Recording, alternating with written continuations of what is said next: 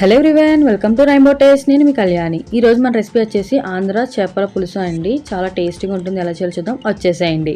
ముందుగా ఫిష్ మసాలా చూద్దామండి. దీనికోసం స్పూన్ జీలకర్ర, అర స్పూన్ మెంతులు, అలాగే 2 స్పూన్లు ధనియాలు, ఒక 6 నుంచి 8 వెల్లుల్లిపాయలు వేసుకుని దీన్ని మొత్తం మిక్సీ పెట్టి ఉంచుకుందాం అండి.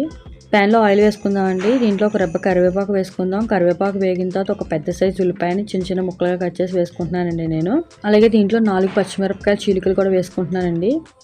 తగినంత ఉప్పు కూడా వేసుకుని ఉల్లిపాయలన్నీ కూడా బాగా వేగేదాకా వేయించుకుందామండి ఆయిల్లో. ఈ చేపల పులుసు ఒక్కొక్క తీరులో చేస్తూ ఉంటారండి. ఈ తీరులో చేసి చూడండి, చాలా టేస్ట్ గా ఉంటుంది. ఉల్లిపాయలు అంతా వేగిపోయిన తర్వాత ఒక టమాటోని మెత్తగా పేస్ట్ చేసి వేసుకుంటున్నానండి. ఇది కూడా పచ్చివాసన పోయేదాకా వేయించుకుందాం ఆయిల్లో. చేపల పులుసు ఊరే కొద్ది టేస్ట్ బాగుంటుందండి.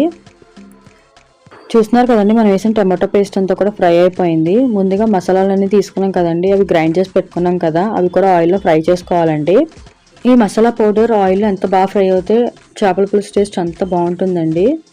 చేప ముక్కలకి ఉప్పు నిమ్మరసంతో బాగా వాష్ చేసి పెట్టుకోవాలండి, అప్పుడైతే నీచు వాసన రాకుండా ఉంటుంది. ఇప్పుడు ఒక్కొక్క చేప ముక్కను కూడా దీనిలో వేసుకుందామండి, పేర్చుకున్నట్టు పెట్టుకోవాలి. మీరు కనుక ఫస్ట్ టైం నా ఛానల్ చూసినట్లయితే నా ఛానల్ సబ్స్క్రైబ్ చేసుకోండి, షేర్ చేయండి, లైక్ చేయండి, పక్కన బెల్ ఐకాన్ క్లిక్ చేయండి. ఒక 50 గ్రాముల చింతపండుని బాగా నానబెట్టి దాంట్లో నుంచి గుజ్జు తీసి ఆ చింతపండు రసం అంతా కూడా ఈ చేపల పులుసులో వేసుకుందామండి. అలాగే మన ఛానల్లో చేపల వేపుడు కూడా ఉందండి, డిస్క్రిప్షన్ బాక్స్లో లింక్ ఇస్తాను. ఇంట్రెస్ట్ ఉన్న వాళ్ళు వెళ్ళి వాచ్ చేయండి, అది కూడా చాలా టేస్టీగా ఉంటుంది. ఇప్పుడు దీంట్లో చిటికెడు పసుపు, అలాగే 1 స్పూన్ కారం వేసుకుంటున్నానండి. మీ కారం తగినట్టుగా కారాన్ని అడ్జస్ట్ చేసుకోండి. ఒకసారి చేప ముక్కలు వేసిన తర్వాత ఇంక పులుసులో గరిటె పెట్టకండి, నేను చూపిస్తున్న విధంగా పట్టుకుని తిప్పండి. ఉప్పు కారం అన్నీ కూడా కలిసిపోతాయి. మీరు కనుక గరిటెతో కలిపినట్లయితే చేప ముక్కలు విడిపోయే అవకాశం ఉంటుందండి, అందుకే ఈ విధంగానే కలుపుకోవాలి. ఇప్పుడు దీన్ని మూత పెట్టుకుని 1/2 గంట నుంచి 20 నిమిషాల పాటు మీడియం ఫ్లేమ్లో ఉడికించుకుందాం అండి.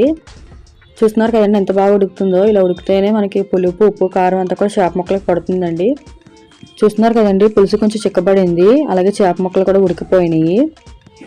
ఇప్పుడు మనం లాస్ట్లో కొత్తిమీర వేసేసుకోవడమేనండి. కొత్తిమీర వేసుకుని ఒకసారి కలుపుకుంటే మనకి చేపల పులుసు రెడీ అయిపోయినట్టే.